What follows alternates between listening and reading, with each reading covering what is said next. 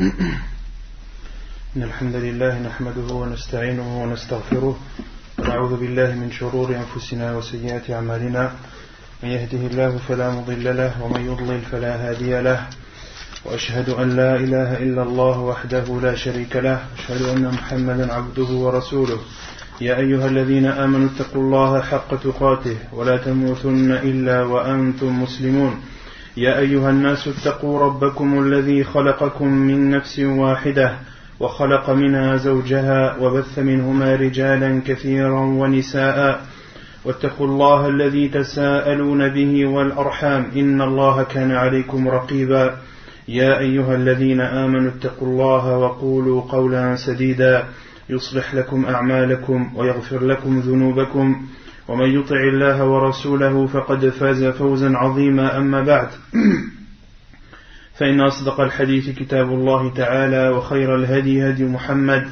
صلى الله عليه وسلم وشر الأمور محدثاتها وكل محدثة بدعة وكل بدعة ضلالة وكل ضلالة في النار أما بعد. Donc nous continuons Inch'Allah wa tabaraka wa ta'ala notre lecture ainsi que l'explication du livre Al-Wajiz fi fiqhi al-kitab wa sunnat al-aziz du Cheikh Abdul Azim ibn Badawi al-Khilafi. Donc la semaine dernière on avait commencé le livre plutôt de la purification. Et on avait vu le premier chapitre qui était le chapitre des eaux. Qui peut me rappeler l'essentiel de ce qu'on a dit la semaine dernière concernant les eaux? Le chapitre des eaux.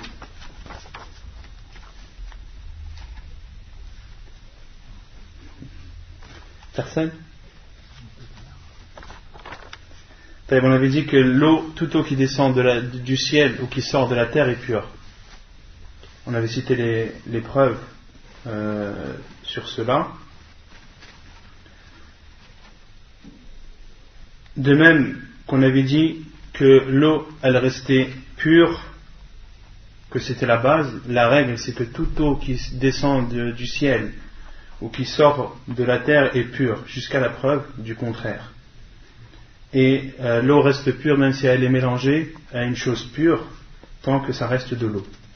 On avait dit également que l'eau devient impure à partir du moment où une chose impure y a été introduite. Une chose impure y a été introduite de telle sorte que sa couleur, la couleur de l'eau, ou bien son odeur, ou bien son goût change. Si l'un de ces trois paramètres change à cause d'une impureté, l'eau devient impure. Ensuite, le deuxième chapitre qu'on avait vu était le chapitre des impuretés. Et qui peut me citer les impuretés qu'on a énumérées la semaine dernière? Qui connaît le nombre déjà? Combien d'impuretés on avait énumérées la semaine dernière? Combien d'impuretés on avait apprises? 8. Non. Donc la première impureté et la seconde c'est l'urine et les excréments de l'être humain. On avait cité le hadith qui prouvait ceci. De même qu'on avait cité la troisième et la quatrième impureté qui est al-madhi ou al-wadi. Qui connaît la différence entre les deux? Entre al-madhi et al-wadi. C'est pas pour la femme ou pour l'homme? Non, il faut pas. Le wadi, c'est ce qui sort du corps de l'homme. C'est l'eau transparente et qui sort sans plaisir. Et le madhi, c'est le sperme. طيب أحسنت. Al-madhi, c'est une eau blanche qui est légère et gluante qui sort de l'homme ou de la femme.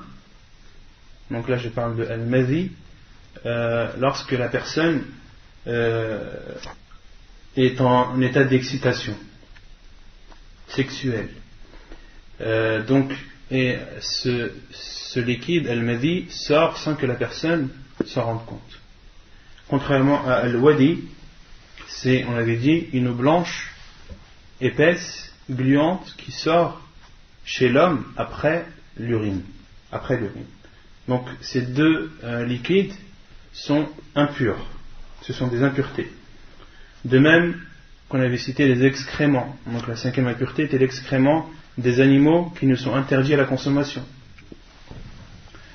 La preuve est lorsque le prophète alayhi salam voulait faire l'istijmar, il a demandé à un des compagnons de lui apporter des pierres, et le compagnon lui a apporté 2 pierres avec un crottin d'âne. Et le prophète alayhi salam a pris les 2 pierres et a jeté le crottin, un crottin dur. Et il l'a jeté en disant que c'était une impureté. Or, l'âne est un animal, l'âne domestique est un animal qui nous est interdit à la consommation. De même qu'on avait cité le sang des menstrues, que c'était une impureté. De même aussi le sang des lochis est une impureté, car la femme qui a ses lochis a les mêmes jugements que la femme qui a ses menstrues. Et selon l'avis le plus juste également, il y a aussi damul istihada, comme Cheikh Ibn Uthaymin dit que l'avis le plus juste sur damul istihada, c'est qu'il est impur. Et damul istihada, c'est le sang qui sort de la femme en dehors des périodes de menstrues. En dehors des périodes de menstrues. Et la preuve que c'est une impureté, c'est qu'une des compagnonnes du prophète alayhi salam, une des sahabiyat, lui a dit: ô envoyé d'Allah, je suis une femme qui a toujours ses menstrues et qui ne se purifie jamais, qui n'est jamais pure. Et le prophète sallallahu alayhi wa sallam lui a répondu: ce n'est pas des menstrues, mais c'est al-istihada, c'est un autre sang. Et ensuite le prophète sallallahu alayhi wa sallam lui a dit: فَإِذَا طَهُرْتِ فَإِغْسِلِي عَنْكِ الدَّمْ وَصَلِّي. Et lorsque tu es impur, lorsque tu es pur, afwan, c'est-à-dire lorsque tes menstrues sont terminées et que ce sang continue à couler, lorsque la période des menstrues est terminée, le sang qui coule, qui sort de la femme, n'est plus le sang des menstrues. Il y a damul hayd, qui est le sang des menstrues, et damul istihada, qui est un autre sang qu'on peut appeler l'hémorragie. En fait, c'est une hémorragie interne. Le prophète alayhi salam a dit que c'était une veine qui écoulait ce sang. Et la preuve que ce sang de l'istihada est impur, c'est que le prophète sallallahu alayhi wa sallam lui a dit: lorsque tu es pur, c'est-à-dire lorsque tes menstrues se sont arrêtées, farsili anki ad-dam, nettoie le sang, c'est-à-dire le sang de l'istihada. Et lorsque le prophète sallallahu alayhi wa sallam demande ou ordonne de laver quelque chose, c'est que cette chose est impure. Et Inch'Allah, concernant le hayd ou l'istihada, on verra ceci concernant le sang des menstrues, le sang de l'hémorragie, de l'oshi, et tous les jugements qui y sont attraits, on verra ça dans les cours prochains, Inch'Allah. La septième impureté, et on avait dit la bave de chien. On avait cité le hadith du prophète alayhi salam, qui dit que lorsqu'un chien a léché un de vos récipients, lavez-le 7 fois, dont une avec du sable. Et on avait cité la 8e chose qui était impure. Et concernant ad-dam aussi, il y a, selon l'avis le plus juste également, ar-rajih min aqwali ahli al-ilm, que ad-dam al-masfouh, le sang qui sort de la bête lorsqu'on l'égorge. Ou ad-dam al-masfouh, Cheikh Ibn Uthaymin dit aussi que c'est le sang que l'on retire d'une bête alors qu'elle est encore vivante. Donc ad-dam al-masfouh, c'est deux sortes, c'est le sang qui sort d'une bête au moment où on l'égorge, ou bien le sang qu'on extrait d'un animal alors qu'il est encore vivant. Et ceci se faisait beaucoup pendant l'époque de la Jahiliya. Avant l'arrivée de l'islam, les Arabes, lorsqu'ils avaient soif, buvaient le sang de chameau alors que le chameau était encore vivant. Ils le piquaient et buvaient son sang. Et ce sang, Cheikh Ibn Uthaymin dit qu'il fait partie de ad-dam al-masfouh. On le versait où Allah subhanahu wa ta'ala dit, lorsqu'il parle à son envoyé alayhi salatu wassalam, قل لا أجد فيما أوحي إلي محرما على طاعم يطعمه إلا أن يكون ميتة أو دما مسفوحا أو لحم خنزير فإنه رجس أو فسقا أهل لغير الله به. Donc Allah subhanahu wa ta'ala dit selon le sens du verset, dit au Muhammad, La ajidu fima uhiya ilay, je n'ai trouvé dans ce qui m'a été révélé, La ajidu fima uhiya ilayya muharraman ala ta'imin yat'amuh, je n'ai trouvé dans ce qui m'a été révélé de choses interdites à la consommation, si ce n'est al-mayta, la bête morte, ou daman masfouha. Ad-daman masfouh, comme je vous l'ai dit, c'est le sang qui sort de la bête lorsqu'on l'égorge ou lorsqu'elle est vivante. Ou lahma khinzir, ou bien la viande de porc, fa'innahu rijs, car c'est une impureté. Et Cheikh Ibn Uthaymin dit que l'impureté dans ce verset, lorsqu'Allah subhanahu wa ta'ala dit c'est une impureté, ça ne revient pas uniquement à la viande de porc. Ça revient à tout ce qui a été cité avant, c'est-à-dire ad-dam al-masfouh et à la bête morte.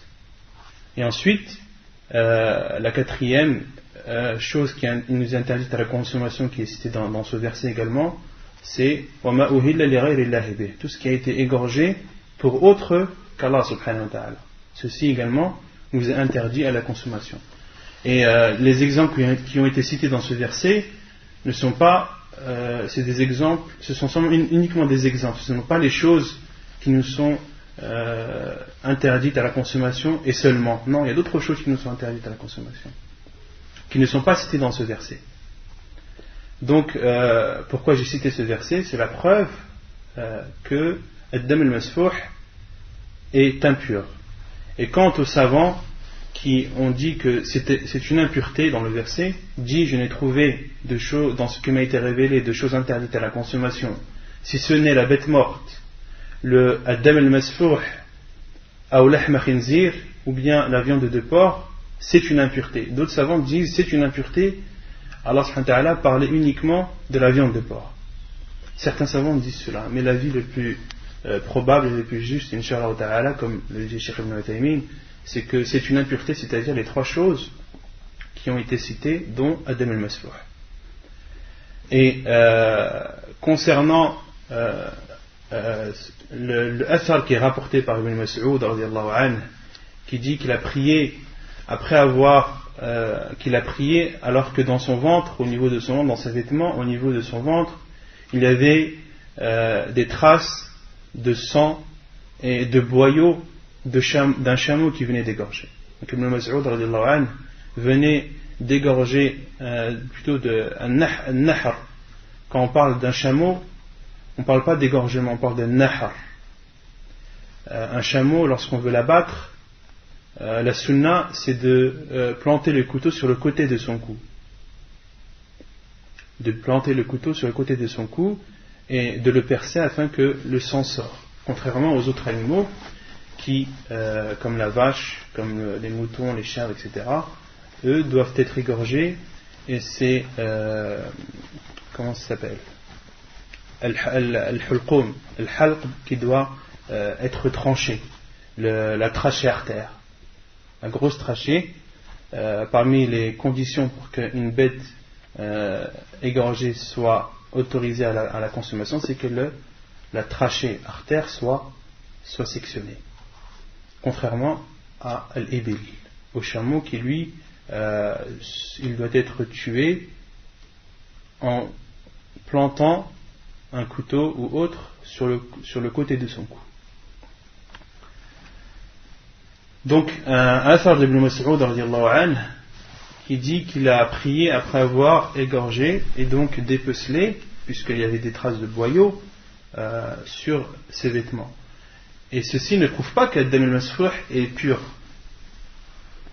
Parce que ad-dam al-masfouh, Cheikh Ibn Uthaymin dit que c'est le sang qui sort de la bête lorsqu'on l'égorge et qu'elle est encore vivante. Lorsqu'on l'égorge et qu'elle est encore vivante. Lorsque son âme n'est pas encore sortie de son corps. C'est ça ad-dam al-masfouh. D'accord? Ou bien, comme je vous l'ai dit tout à l'heure, le sang qui sort de la bête alors qu'elle est encore vivante. Et il n'y a aucun aucune preuve dans ce Athar d'Ibn Mas'ud que ces vêtements étaient tachés de ce Adam al-Masfouh. Non, dans le hadith il y a cité le sang, il y a cité al-rawth, ou al-farth, les boyaux, min farthin wa dam. Donc ces vêtements étaient tachés de boyaux et de sang. Et je vous avais dit aussi la semaine dernière que le sang qui reste dans la bête après l'avoir égorgé n'est pas impur, il est pur ce sang-là.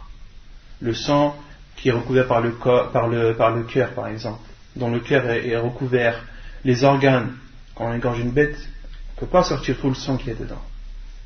Il y a du sang obligatoirement qui reste dans son corps. Et bien tout ce sang qui reste est pur.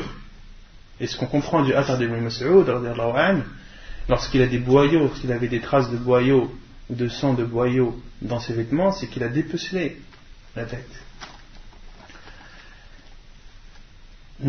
Et aussi les savants disent que Adam al-Masfouh, lorsqu'on égorge une bête, surtout les bêtes imposantes comme les vaches, etc., il y a des giclements.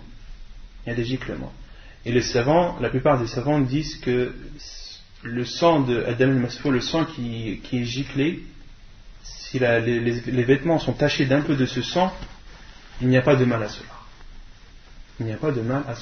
Si le sang est en petite quantité à la fois. Donc c'était une parenthèse que je voulais faire concernant Adam al-Masfouh. Par rapport au bab de chien, pour les vêtements c'est la même chose. Pour les vêtements, Allahu A'lam, est-ce que la bave de chien, lorsqu'elle atteint les vêtements, est-ce qu'on doit laver le vêtement 7 fois et une fois avec le sable? Allahu A'lam. Je sais que Cheikh Ibn Uthaymin dit que lorsque l'on touche avec sa main, on doit laver 7 fois sa main et une fois avec du sable. Donc Cheikh Ibn Uthaymin, c'est son avis lorsque on touche avec la main. Et concernant les vêtements, Allahu A'lam. Certains savants disent que ceci est propre à la vaisselle qu'on utilise. Pourquoi? Parce qu'on l'utilise pour la consommation. La vaisselle, on l'utilise pour la consommation, donc on va y mettre les aliments qu'on va consommer. Donc il faut que cette vaisselle, que ces récipients soient propres. Donc c'est pour ça que le prophète alayhi salam nous a ordonné de le laver 7 fois et une fois avec du sable. Inch'Allah, on fera une recherche sur ce sujet. Est-ce que des vêtements tachés par la bave de chien doivent être lavés 7 fois, une fois avec du sable, comme le hadith le stipule concernant la vaisselle, ou bien est-ce que ce vêtement doit uniquement être lavé? La 8e chose qu'on avait vue parmi les impuretés, c'est la bête morte. La bête morte, on avait vu qu'elle était impure. La preuve était le hadith du prophète alayhi salam qui dit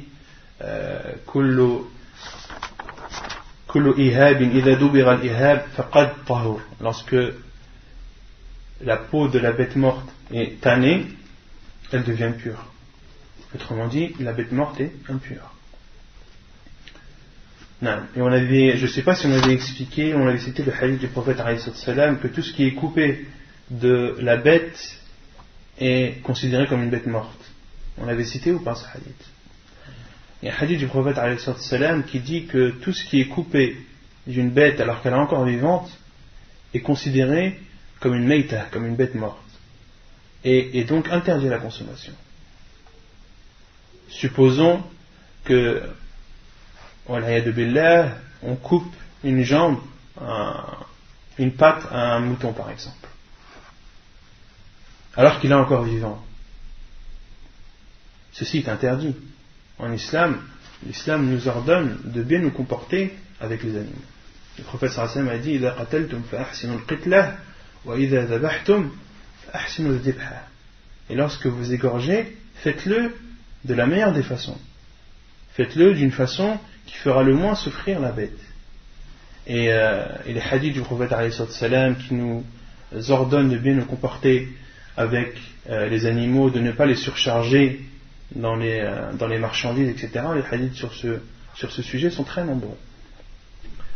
Tout ce qui est coupé d'une bête alors qu'elle est encore vivante est interdit à la consommation. Pourquoi? Parce que le prophète alayhi salam a dit dans un hadith authentique, tout ce qui est coupé tout ce qui est sectionné d'une bête alors qu'elle est encore vivante est une bête morte. Il est considéré comme une bête morte. Cet organe qui est coupé est considéré comme une bête morte. Donc, est impur automatiquement. Et on avait dit qu'il y avait des exceptions. Les bêtes mortes concernant les poissons, tout poisson tué est autorisé à la consommation, de même que al-jarad, le criquet qu'on retrouve mort, on a le droit de le consommer. On avait dit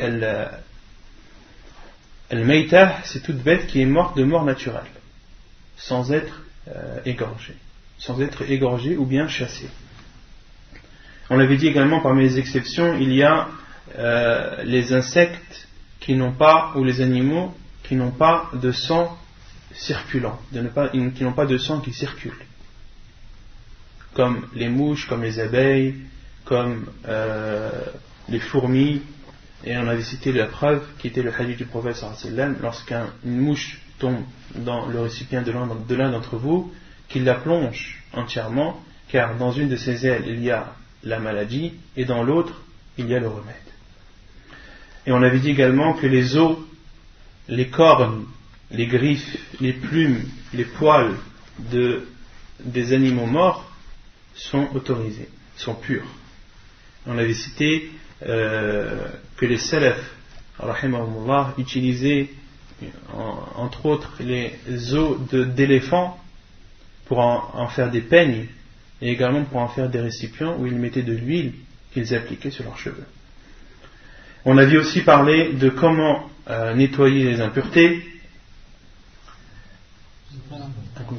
Donc la bête morte, on avait dit qu'elle était nettoyée par le tannage. On avait dit également que la vaisselle léchée par un chien doit être lavée 7 fois, une fois avec le sable, avec du sable. Et on s'était arrêté à la façon de nettoyer le sang des menstrues. Le sang des menstrues, on avait vu que le prophète sallallahu alayhi wa sallam avait ordonné à une femme qui était venue voir le prophète alayhi wa sallam et qui lui a dit: si l'une d'entre nous a un vêtement taché par le sang des menstrues, que doit-elle faire? Le prophète alayhi wa sallam lui a dit: elle doit le frotter, elle doit le mouiller et ensuite le frotter avec le bout de ses doigts, puis le rincer et ensuite elle peut prier avec ce vêtement.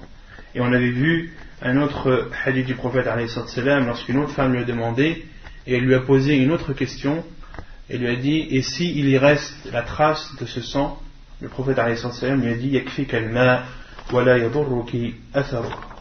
L'eau te suffit, c'est-à-dire de nettoyer, de frotter ce vêtement avec de l'eau, cela est suffisant et les traces qu'il reste du sang ne sont pas un mal. Maintenant, on continue sur la façon tathiru dhayli thawb al-mar'ah. Donc la façon de nettoyer ce qui traîne d'un vêtement d'une femme. تطهير ذيل ثوب المرأة عن أم ولد لإبراهيم ابن عبد الرحمن بن عوف أنها سألت أم سلمة زوج النبي صلى الله عليه وسلم فقالت إني امرأة أطل ذيلي وأمشي في المكان القذر فقالت أم سلمة قال النبي صلى الله عليه وسلم يطهره ما بعده. Donc une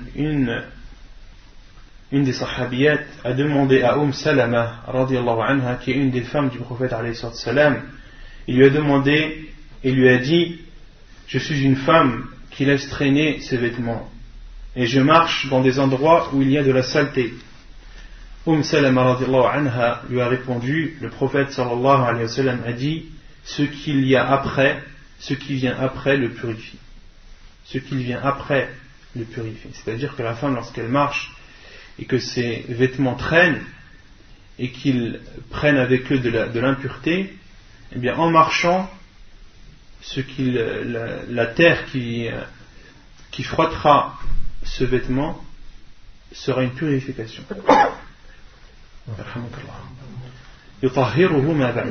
Donc ce qui le suit, c'est-à-dire ce qui suit le vêtement, après avoir touché de l'impureté, ce qui le suit est sa purification. تطهير الثوب من بول الصبي الرضيع. Donc la cinquième façon de nettoyer les impuretés, c'est comment nettoyer l'impureté d'un vêtement taché par l'urine d'un enfant, d'un garçon qui est nourrisson. Et le garçon nourrisson, comme le dit Cheikh Ibn Uthaymin, parmi les conditions, c'est qu'il ne mange pas de nourriture, ou que la nourriture n'est pas son aliment essentiel, que son aliment essentiel, son alimentation essentielle est le lait. Selon عن أبي السمح خادم النبي صلى الله عليه وسلم قال النبي صلى الله عليه وسلم يغسل من بول الجارية ويرش من بول الغلام. الحديث صحيح أخرجه النسائي وابن داود.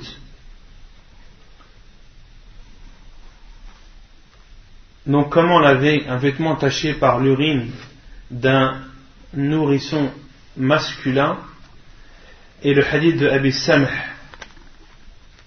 qui dit que le prophète alayhi salatu wassalam a dit: le vêtement taché par l'urine de la petite fille doit être lavé, et quant à celui qui est taché par l'urine d'un nourrisson masculin, d'un garçon nourrisson, doit être arrosé.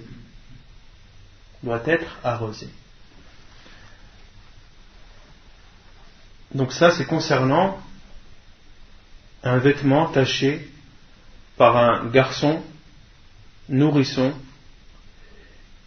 Donc nourrisson, c'est-à-dire qui est alimenté, son alimentation est le lait, ou la plus grande majorité de son alimentation est le lait.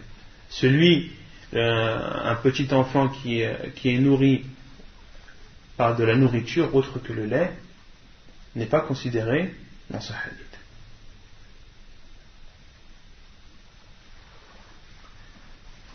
تطهير الثوب من المذي. عن سهل ابن حنيف قال: كنت ألقى من المذي شدة وعناء، وكنت أكثر منه الاغتسال، فذكرت ذلك لرسول الله صلى الله عليه وسلم فقال: إنما يجزيك من ذلك الوضوء. فقلت: يا رسول الله، كيف بما يصيب ثوبي منه؟ قال: يكفيك أن تأخذ كفا من ماء فتنضح به ثوبك حيث ترى أنه قد أصاب منه. الحديث حسن رواه ابن ماجه والترمذي. Comment laver un vêtement taché par al-madhi? Donc al-madhi, je répète, c'est le liquide blanc, léger, gluant, qui sort de l'homme comme de la femme lorsqu'ils sont en état d'excitation.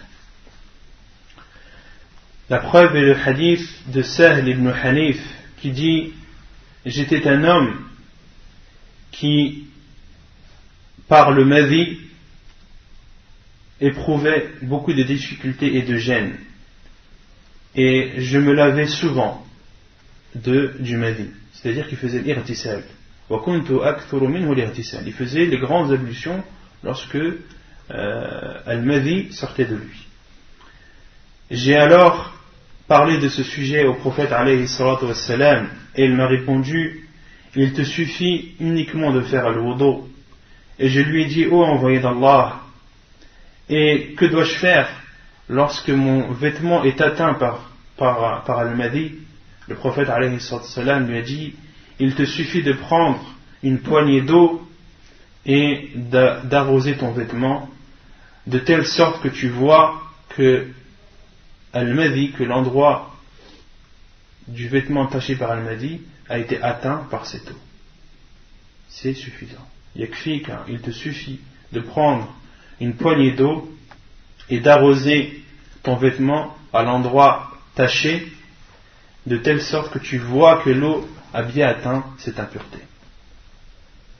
Donc autrement dit, le prophète alayhi sallam lui a dit qu'il lui suffisait uniquement d'arroser, qu'il n'était pas obligé de frotter. D'accord? Qu'il n'était pas obligé de frotter ni de rincer. Il n'était pas obligé de frotter ni de rincer. Mais frotter et rincer, cela c'est interdit? Question. Celui qui a son vêtement est taché de l'madi, est-ce qu'il a le droit de le frotter? Non, il a le droit de le frotter. Là, le prophète alayhi salam lui a parlé du minimum. Le minimum, c'est de l'arroser.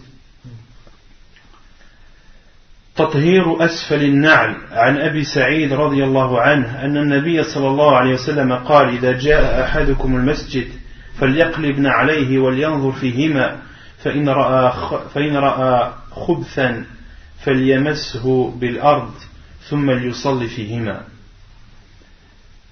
La façon de nettoyer le dessous des chaussures ou des sandales. Selon Abi Saïd radiyallahu anhu, le prophète sallallahu alayhi wa sallam a dit, lorsque l'un d'entre vous arrive à la mosquée, qu'il retourne ses chaussures ou ses sandales et qu'il les regarde, qu'il les vérifie. S'il voit une impureté, qu'il les essuie alors par terre, puis qu'il prie avec. Avec les chaussures ou les sandales. Donc parmi la sunna du prophète alayhi salam, c'est de prier avec ses chaussures ou avec ses sandales. De temps en temps de prier avec des chaussures ou sandales, et de temps en temps prier pieds nus. Et les savants à notre époque ont dit que prier dans une mosquée où il y a des tapis avec des chaussures, c'est pas conseillé du tout. Au contraire, c'est une source de fitna. Car c'est un problème qui a été connu dans certaines mosquées où des jeunes qui voulaient appliquer cette sunna sont rentrés dans la mosquée avec leurs chaussures. Donc vous imaginez les dégâts et la colère des gens de la mosquée. Et les savants disent, celui qui veut appliquer la sunna du prophète alayhi salam, lorsqu'il prie dans une mosquée où il y a des tapis, qu'il prie pieds nus ou avec des chaussettes. Et lorsqu'il prie à l'extérieur, qu'il est en voyage ou autre, qu'il en profite pour appliquer la sunna du prophète alayhi salam et la faire revivre en priant avec ses chaussures. تطهير الأرض عن أبي هريرة رضي الله عنه قال قام أعرابي فبال في المسجد فتناوله الناس فقال لهم النبي صلى الله عليه وسلم دعوه وهرقوا على بوله سجلا من ماء أو ذنوبا من ماء فإنما بعثتم ميسرين ولم تبعثوا معسرين. La façon de laver la terre, le sol. Comment laver le sol lorsqu'il est atteint d'une impureté? Selon Abu Hurairah radiyallahu anhu, un homme est rentré à la mosquée et a uriné. Les gens se sont dirigés vers lui et le prophète alayhi salam leur a dit, laissez-le et versez sur son urine un seau d'eau ou un récipient d'eau, car vous avez été envoyé pour faciliter et vous n'avez pas été envoyé pour rendre difficiles les choses. فإنما بعثتم ميسرين ولم تبعثوا معسرين. Et ensuite le cheikh dit, donc Abdul Azim ibn Badawi, وإنما أمر النبي صلى الله عليه وسلم بذلك استعجالا لطهارة الأرض فلو تركت حتى جفت وذهب أثر النجاسة طهرت لحديث ابن عمر رضي الله عنهما قال كانت الكلاب تبول في المسجد وتقبل وتدبر زمان رسول الله صلى الله عليه وسلم فلم يكونوا يرشون شيئا. الحديث الأثر صحيح كما في صحيح أبي داود للشيخ الألباني رحمه الله. Ensuite le cheikh dit, et le prophète alayhi salatu wassalam a ordonné qu'on nettoie ou qu'on verse de l'eau sur l'endroit où a uriné ce bédouin pour isti'jalan lit-tahara, pour accélérer la purification. Et il dit, car si on avait laissé l'urine sans l'avoir arrosée, jusqu'à ce qu'elle ait séché et que toute trace ait disparu, la terre serait devenue pure. La terre serait devenue pure. Et ensuite il cite la preuve qui est un athar rapporté par Ibn Umar radiallahu anhuma. Ibn Umar radiallahu anhuma a dit: les chiens entraient dans la mosquée et urinaient taboulu fil masjid wa tuqbilu wa tudbir, et elles venaient et partaient au temps du prophète sallallahu alayhi wa sallam, et il ne l'arrosait de rien du tout. Il ne l'arrosait de rien du tout. Il n'arrosait pas l'endroit où urinaient ces chiens. Donc au temps du prophète alayhi wa sallam, une mosquée, c'était pas comme à notre époque, il n'y avait pas de tapis, c'était du sable. Et la preuve que c'était du sable, vous avez sûrement dû lire les hadiths où lorsqu'il y avait des fortes pluies, les fronts des compagnons d'Anhum étaient tachés de boue. La preuve qu'ils priaient à même le sol. Et la mosquée était uniquement recouverte de paille ou autre pour protéger du soleil. Donc, sinon le sol c'était du sable. Et au temps du prophète alayhi salam, les chiens entraient et sortaient et urinaient parfois dans la mosquée. Et les compagnons du prophète alayhi salam n'arrosaient pas cet endroit avec de l'eau. Ceci prouve que l'urine, lorsqu'elle sèche ou autre impureté qui est présente sur la terre, sur le sol, lorsqu'elle sèche et que toute trace de cette impureté n'est présente, le sol redevient pur. Le sol redevient pur. Et le hadith où le prophète alayhi salam a ordonné qu'on arrose, ici le cheikh dit que le prophète alayhi salam a fait cela pour accélérer la purification du sol. Pour accélérer la purification du sol.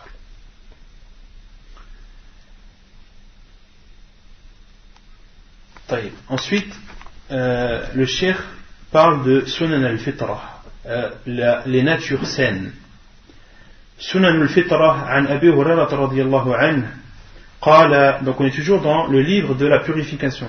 Donc ici, Sunan al-Fitra, ça rentre dans le cadre de la purification. عن أبي هريرة رضي الله عنه قال قال رسول الله صلى الله عليه وسلم 5 من الفطرة الاستحداد والختان وقص الشارب ونطف الإبط وتقليم الأظفار. الحديث متفق عليه. والاستحداد هو حلق العانة، سمي استحدادا لاستعماله الحديدة وهي الموس، ويكون بالحلق والقص والنتف وغير ذلك. Selon Abu Hurairah radiyallahu anhu, le prophète sallallahu alayhi wa sallam a dit 5 choses font partie des natures saines, font partie de la nature saine. Al-istihdad, le fait de raser, ici le cheikh dit raser, couper ou bien épiler les poils du pubis. Raser, couper ou bien épiler les poils du pubis. Wal-khitan, la circoncision. Wa qassu sharib, de diminuer la moustache, de couper la moustache. Wa natful ibt, d'épiler les aisselles. Wa taqlim al-adfar, et couper les ongles. Donc ces choses-là, ces 5 choses font partie de la fitra. وعن زكريا ابن أبي زائدة عن مصعب ابن شيبة عن طلق ابن حبيب عن ابن الزبير عن عائشة رضي الله عنها قالت قال رسول الله صلى الله عليه وسلم 10 من الفطرة قص الشارب وإعفاء اللحية والسواك واستنشاق الماء وقص الأظفار وغسل البراجم ونتف الإبط وحلق العانة وانتقاص الماء يعني الاستنجاء. قال زكريا قال مصعب ونسيت العاشرة إلا أن تكون المضمضة. والحديث حسن رواه أبو داود وابن ماجه والنسائي. Et dans un autre hadith, Aïcha radiallahu anha dit que le prophète alayhi salatu wa salam a dit 10 choses font partie de la nature saine. Qassu sharib, de couper la moustache. Wa i'fa'u al-lihya, de laisser pousser la barbe. Wa siwak, l'utilisation du siwak.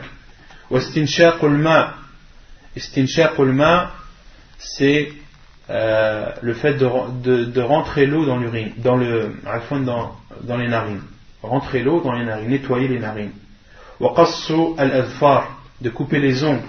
وغسل البراجم, البراجم هي جمع برجمة وهي عقد الأصابع ومفاصلها كلها. البراجم, c'est toutes les articulations en rapport avec le doigt. Toutes les articulations et entre les doigts. Donc de nettoyer, de laver les articulations des doigts. ونتف الإبط, l'épilation des aisselles. وحلق العانة, le rasage du pubis. Ici dans le hadith, il est cité وحلق العانة, le rasage du pubis.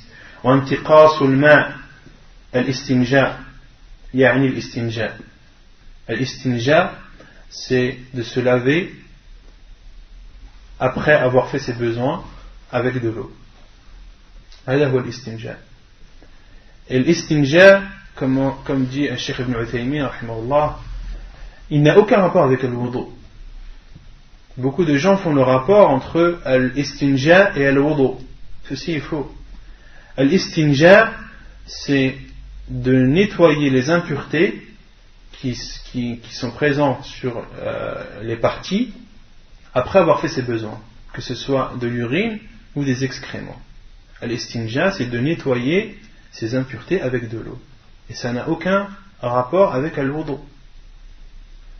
Une personne qui a fait ses besoins, par exemple, à 10h du matin, qui a fait l'istinja, et qui n'a pas fait les ablutions, et à l'heure de Dhuhr, à 14h, elle fait ses ablutions. Est-ce qu'elle doit faire l'istinja? Non. Beaucoup de personnes font cette relation entre l'istinja et le wudu. Pour eux, avant de faire la prière, il faut d'abord faire l'istinja, même s'il n'a pas fait ses besoins, même s'il est propre. Ceci est une erreur. Il faut bien différencier l'istinja et aussi l'istijmar. L'istijmar, c'est de se nettoyer avec des pierres ou avec du papier ou autre ustensile. Et l'istijmar, c'est un minimum. Une personne qui se nettoie après avoir fait ses besoins avec du papier, à notre époque, c'est autorisé, ça suffit. Il n'est pas obligé de se nettoyer avec de l'eau, même si l'eau est présente. Les savants disent qu'une personne a le droit de faire l'istijmar même quand l'eau est présente. C'est pas comme un tayammum. Un tayammum, il y en a là qui dit hadar al-ma batala tayammum. Lorsque l'eau est présente, le tayammum est annulé. L'istijmar et l'istinja, c'est pas pareil. L'istijmar ou l'istinja, la personne a le choix entre les deux. Soit elle fait l'istijmar, ou soit elle fait l'istinja, soit elle se nettoie avec du papier, à notre époque, avec 3 pierres au minimum. Et concernant le papier, Cheikh Ibn Uthaymin dit qu'il faut se nettoyer, il faut essuyer au moins 3 fois, car l'istijmar, parmi les conditions de l'istijmar, c'est de se nettoyer avec au minimum 3 pierres, de s'essuyer au moins 3 fois, avec 3 pierres. Ça c'est le minimum de l'istijmar. Et les savants en ont fait l'analogie à notre époque, avec les papiers, de s'essuyer au minimum 3 fois. Donc une personne qui s'essuie avec du papier, même si l'eau est présente, c'est autorisé. Il devient pur. Et à partir du moment où on connaît cette règle, on connaît ce que les savants ont dit à ce sujet, ça facilite beaucoup de choses. Il y a beaucoup de gens qui délaissent la prière ou qui la retardent. Pourquoi? Parce qu'elles n'ont pas pu faire l'istinja. Je suis parti aux toilettes, j'avais pas de bouteille, j'avais pas d'eau, donc j'ai pas pu faire ma prière. T'as du papier dans les toilettes, ça te suffit. Le prophète alayhi salam se nettoyait avec 3 pierres. Et les savants disent que l'istijmar, tu as le droit de le faire même quand l'eau est présente. Et le mieux, comme le disent la plupart des savants, il est autorisé aussi de rassembler les deux, de faire l'istinja et l'istijmar, comme Cheikh Ibn Baz le dit, comme Cheikh Ibn Uthaymin aussi le dit, comme Muhammad Aman al-Jami rahimahullah le dit également.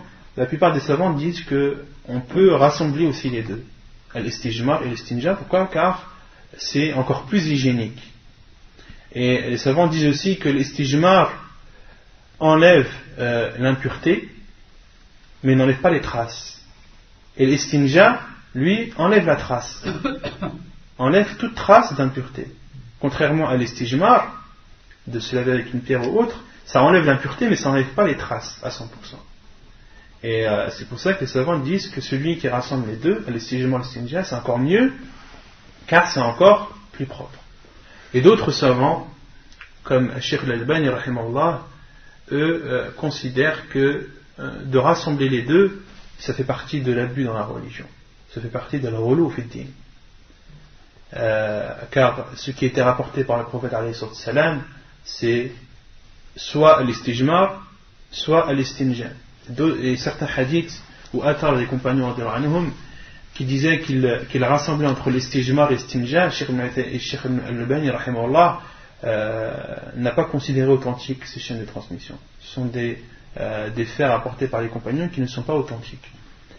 Et l'avis le plus juste, wallahu a'lam, comme la plupart des savants le disent, c'est qu'il est autorisé de rassembler les deux. Pourquoi? Car c'est plus hygiénique. Et la cause, pourquoi est-ce qu'on utilise l'istijmar et pourquoi on fait l'istinja, c'est pour enlever l'impureté. Donc plus tu enlèves l'impureté, et mieux c'est. Wallahu a'lam. Donc parmi al-fitra, parmi la nature saine, il y a l'istinja, et ensuite le rapporteur dit: et j'ai oublié le 10e, si ce n'est al-madmadah. J'ai oublié la 10e chose, si ce n'est al-madmadah. Al-madmadah, c'est de se laver la bouche. Et Ibn al-Qayyim, rahimahullah, concernant al-fitra, il la divise en deux. Il dit: il y a sunan al-fitra, elle se divise en deux. Une qui est en rapport avec le cœur, la nature saine en rapport avec le cœur, c'est-à-dire cette nature saine qui est en rapport avec le cœur, elle purifie du shirk. Elle purifie du shirk et des péchés. Et sunan al-fitra qui est en rapport avec le corps, celle-ci, elle purifie le corps. Celle-ci, elle purifie le corps.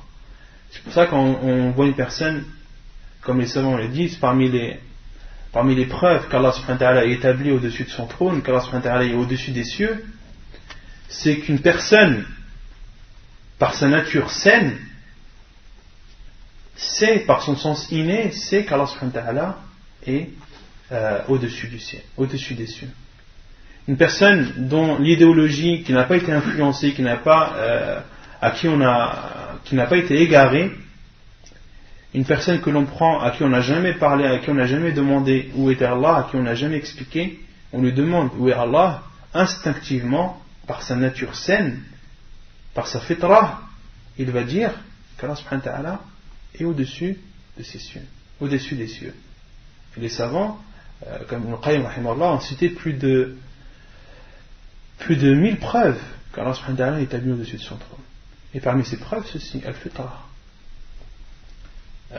C'était une remarque que je voulais faire, le fait que Ibn al-Qayyim rahimahullah divise al-fitra en deux, la nature saine en deux, la nature saine en rapport avec le cœur qui purifie du shirk, et la nature saine en rapport avec le corps qui purifie le corps.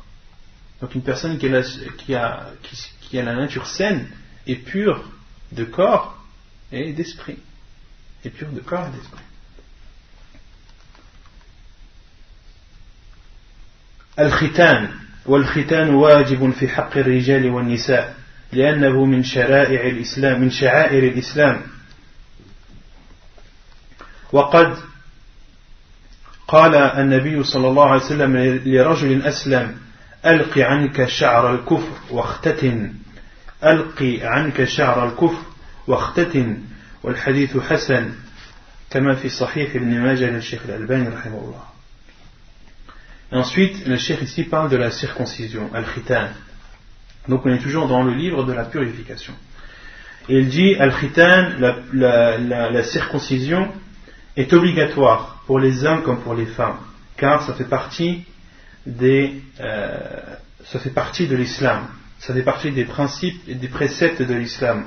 Et le prophète alayhi salatu wassalam a dit à un homme qui venait de se convertir: enlève ou débarrasse-toi des cheveux de la mécréance et circoncitoire. Hadith jugé bon par Cheikh Al-Albani rahimahullah. Et ça c'est l'avis de l'auteur du livre, Abdul Azim ibn Badawi, que la circoncision est obligatoire pour les hommes comme pour les femmes. La circoncision pour les femmes. Les savants, il y a 3 avis concernant la circoncision. Des savants qui disent que la circoncision est obligatoire pour les hommes comme pour les femmes. Parmi eux, Ibn al-Qayyim rahimahullah, il cite ceci dans son livre Ahkam al-Mawlud. Il considère que la circoncision est obligatoire pour les hommes comme pour les femmes. D'autres savants disent que la circoncision est obligatoire pour les hommes et préférable pour les femmes. Et cet avis, Cheikh Ibn Uthaymin est de cet avis, Cheikh Al-Albani rahimahullah, Cheikh Ibn Baz, Cheikh Al-Fawzan à notre époque. Et Cheikh Ibn Baz, il n'a pas de cet avis. Cheikh Ibn Baz, il est du 3e avis, qui est que la circoncision est préférable, c'est une sunna pour l'homme comme pour la femme. La circoncision, t'entends par la dépilation Non, la circoncision pour l'homme, c'est de couper le bout de peau qui recouvre le gland du sexe de l'homme. C'est ça la circoncision pour l'homme. Et la circoncision pour la femme, c'est de couper une petite partie du clitoris. Et malheureusement à notre époque, et les savants sont très clairs à ce sujet, que la circoncision doit être faite par des personnes qualifiées. Doit être faite par des personnes qualifiées par des médecins, que ce soit pour les hommes comme pour les femmes. Et concernant ce qui se fait au niveau de la circoncision des femmes dans les pays d'Afrique noire notamment, et ça a été très médiatisé, où on enlève tout de la femme, de telle sorte qu'elle ne ressent plus de plaisir lorsqu'elle a des rapports avec son mari. Et ceci est interdit. Le prophète a ordonné aux femmes qui faisaient les circoncisions au temps du prophète de ne couper qu'une toute petite partie, car c'était mieux pour le visage, et car il illuminait le visage, car ça illuminait le visage, et c'était mieux pour le mari. C'était mieux pour le mari.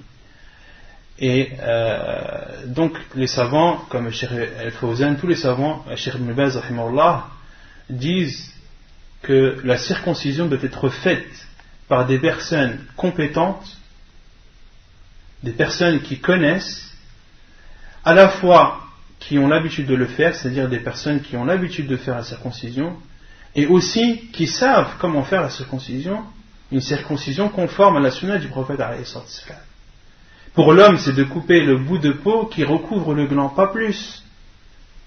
Car certains, ignorants, concernant la circoncision de l'homme, coupent une grande partie de la peau qui recouvre le sexe de l'homme. Et il n'y a aucun doute que dans cela il y a un grand mal. Et le prophète alayhi salatu wassalam a dit La darara wa la dirar. Ne vous faites pas de mal et n'en faites pas à autrui. Ça c'est la règle. En aucun cas l'islam va nous ordonner ou va nous conseiller de faire une chose qui nous est nuisible. Donc la circoncision pour les femmes, elle a une origine dans la religion, elle a une origine dans l'islam, mais ce n'est pas la circoncision qui est connue des médias. Ce n'est pas la circoncision barbare. Non. En islam, on respecte l'être humain à une fierté. D'accord ? Et on doit le respecter.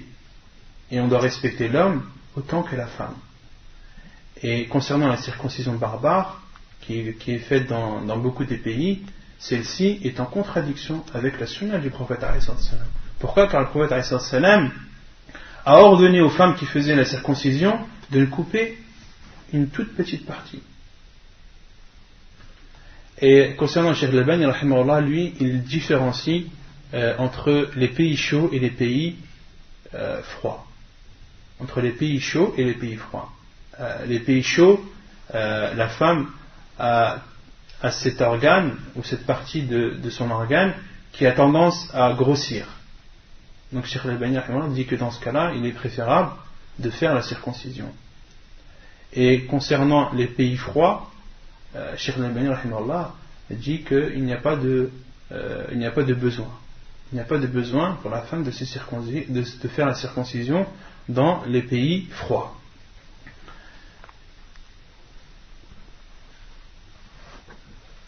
Donc, Cheikh Ibn Baz dit, donc une parole que j'ai recopiée de lui dans une de ses fatwas. قال الشيخ ابن باز رحمه الله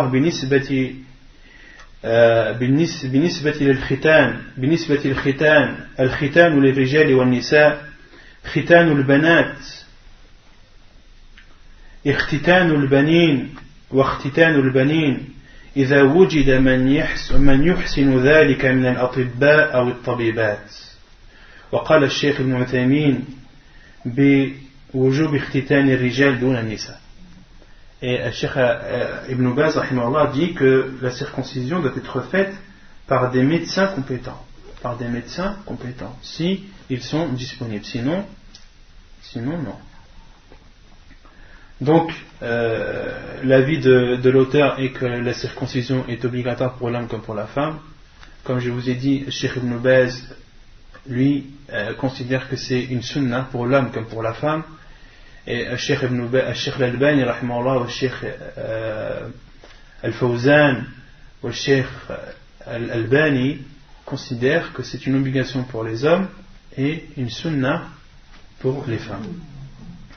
وهو من ملة إبراهيم عن أبي هريرة رضي الله عنه أن النبي صلى الله عليه وسلم قال اختتن إبراهيم خليل الرحمن بعدما أتت عليه 80 سنة وفي رواية اختتن بالقدوم. Et la circoncision fait partie de la religion d'Ibrahim alayhi salam.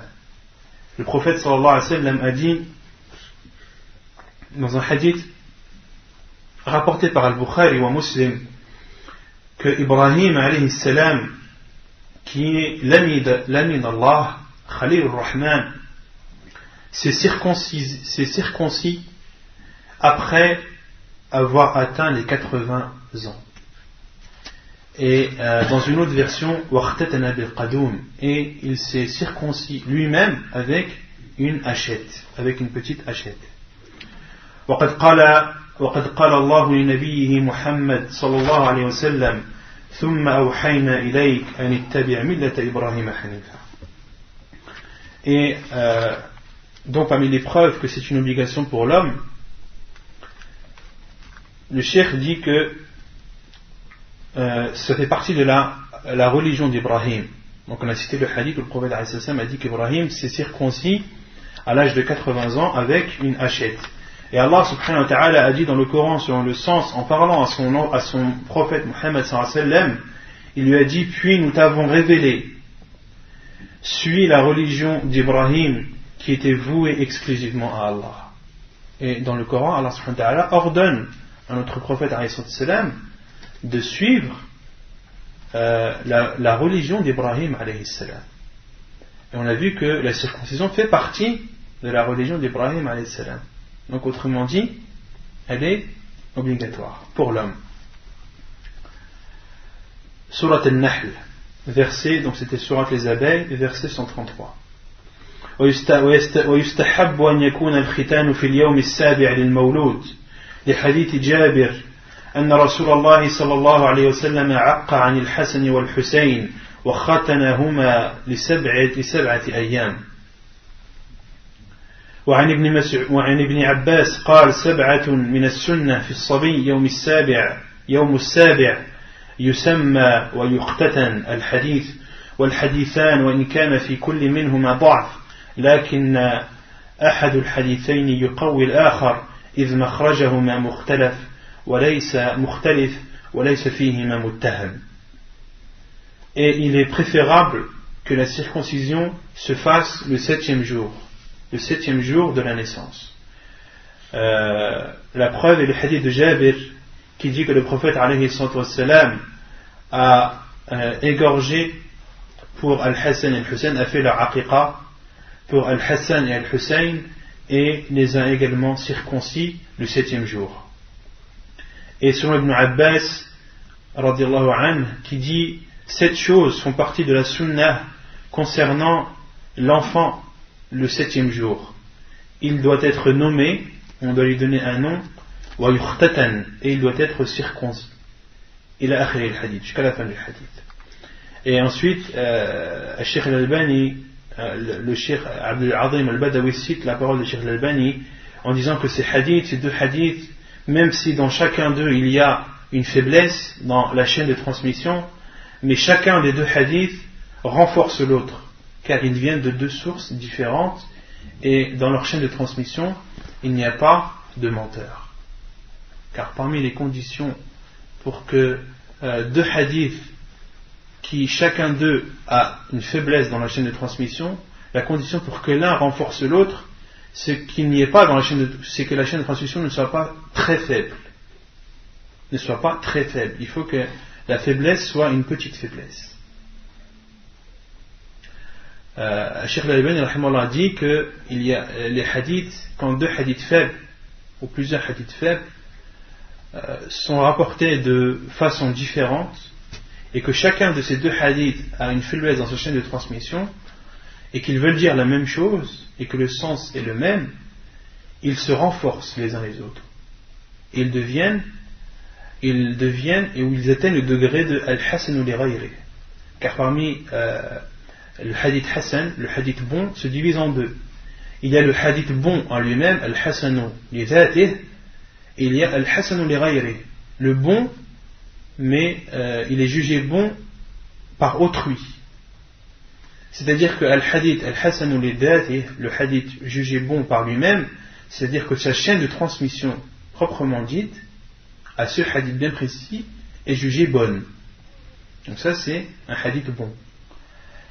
Et al-hadith al-hasan li ghayri, le hadith jugé bon par autrui, c'est-à-dire que ce hadith, à la base, sa chaîne de transmission contient une faiblesse, mais que ce hadith a été jugé bon car il a été renforcé par d'autres hadiths qui eux aussi ont contenu une faiblesse. Non. Si sa chaîne de transmission elle est bonne, pourquoi il n'est pas sahih? Parce que le hadith sahih, le hadith authentique, c'est un degré supérieur que le hadith bon. Inch'Allah, on verra si on pourra faire des cours sur Mustalah al-Hadith, mais parmi les conditions, il y a des conditions bien précises pour qu'un hadith soit authentique. Et si certaines conditions ne sont pas respectées, on ne peut pas considérer ce hadith authentique, mais il descend au degré de bon. D'accord? Donc il y a une différence entre le hadith bon, al-Hassan, et le hadith authentique. Les conditions sont plus dures à respecter dans un hadith authentique que dans un hadith faible. Un hadith bon, un hadith Hassan. Donc ici les 2 hadiths qu'on a cités, celui de Jabir et la parole d'Ibn Abbas, dans chacune de ces chaînes de transmission il y a une faiblesse, mais les 2 se renforcent. إعفاء اللحية واجب وحلقها حرام لأنه تغيير لخلق الله وهو من عمل الشيطان القائل ولآمرنهم فليغيرن خلق الله وحلقها تشبه بالنساء وقد لعن رسول الله صلى الله عليه وسلم المتشبهين من الرجال بالنساء. الحديث صحيح كما في صحيح ابن ماجه. Ensuite, le fait de laisser pousser la barbe. Laisser pousser la barbe est une obligation et la raser est interdit et haram, car c'est une modification de la création d'Allah subhanahu wa ta'ala. Et également, de raser la barbe fait partie des actes du diable, de Shaitan, qui a dit, comme Allah subhanahu wa ta'ala nous en a informé dans le Coran, وَلَا آمُرَنَّهُمْ فَلَا يُغَيِّرُنَّ خَلْقَ اللَّهِ. Shaitan a dit à Allah subhanahu wa ta'ala qu'il allait ordonner aux fils d'Adam, aux êtres humains, de modifier ou de changer la création d'Allah subhanahu wa ta'ala. Or, un homme, par sa nature, Allah subhanahu wa ta'ala l'a créé avec une barbe, pour que sa barbe pousse. Et le fait qu'il la rase, il rentre dans le cadre de la modification de la création d'Allah subhanahu wa ta'ala. Et la modification de la création d'Allah subhanahu wa ta'ala, la base c'est qu'elle est interdite jusqu'à la preuve du contraire. On ne doit pas modifier la création d'Allah subhanahu wa ta'ala jusqu'à la preuve du contraire. Et parmi les preuves du contraire, ce qu'on a cité concernant Sunan al-Fitra, de couper les ongles, de raser le pubis, d'épiler les aisselles, etc. Donc tout ceci, ça fait partie, ça modifie la création d'Allah subhanahu wa ta'ala, mais c'est une modification qui nous est autorisée par le prophète alayhi salatu wassalam. وقد أمر النبي صلى الله عليه وسلم بإعفائها والأمر للوجوب كما هو معلوم. Et le prophète alayhi salatu wassalam nous a ordonné de la laisser pousser. Et lorsque le prophète alayhi salatu wassalam nous ordonne quelque chose, c'est une obligation. C'est une obligation. Et ça aussi c'est une règle qu'il faut connaître, c'est que lorsque le prophète alayhi salatu wassalam nous ordonne quelque chose dans un hadith, cette chose est obligatoire jusqu'à la preuve du contraire. Jusqu'à la preuve du contraire.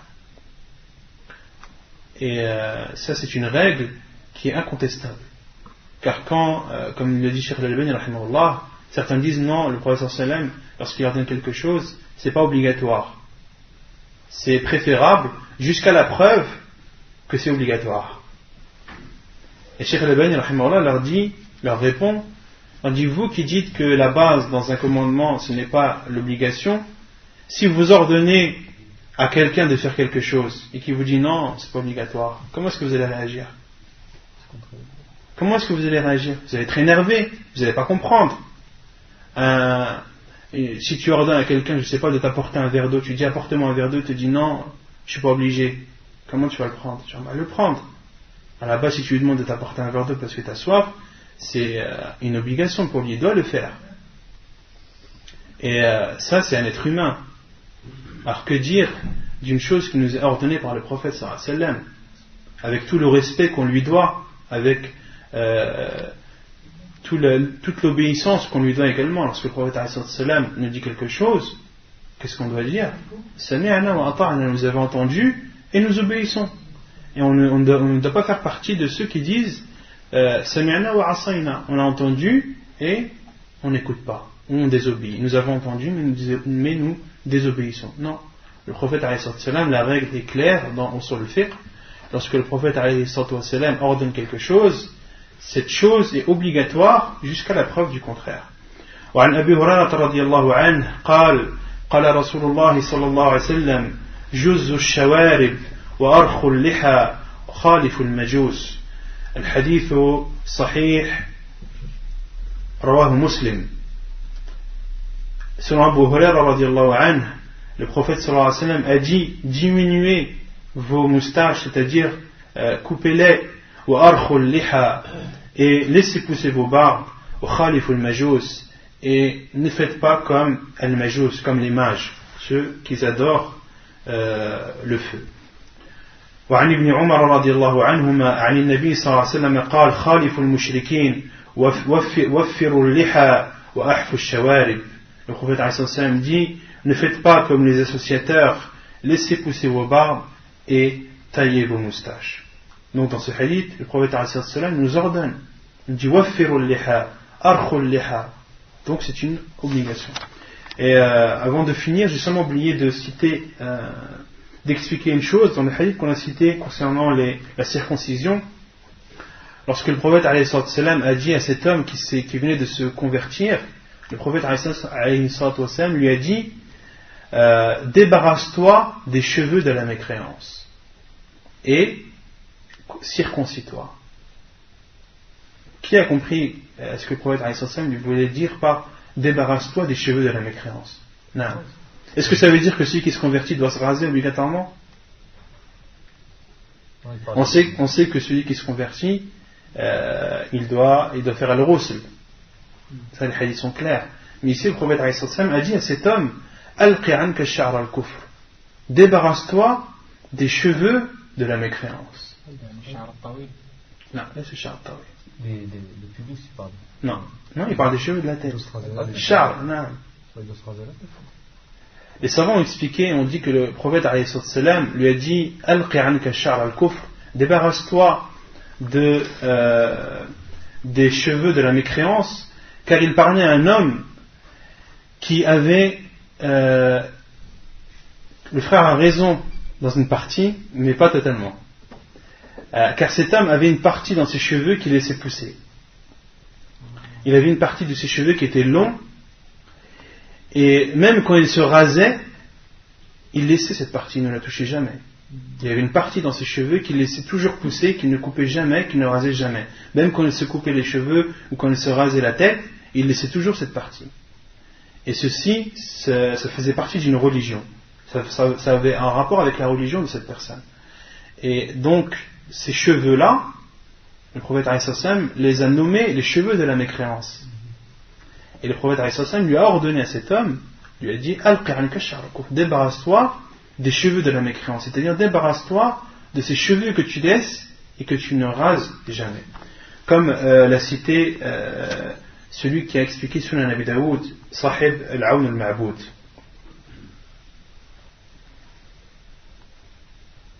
ونكتفي بهذا القدر صلى الله وسلم وبارك على نبينا محمد وعلى آله وصحبه أجمعين وآخر دعوانا أن الحمد لله رب العالمين.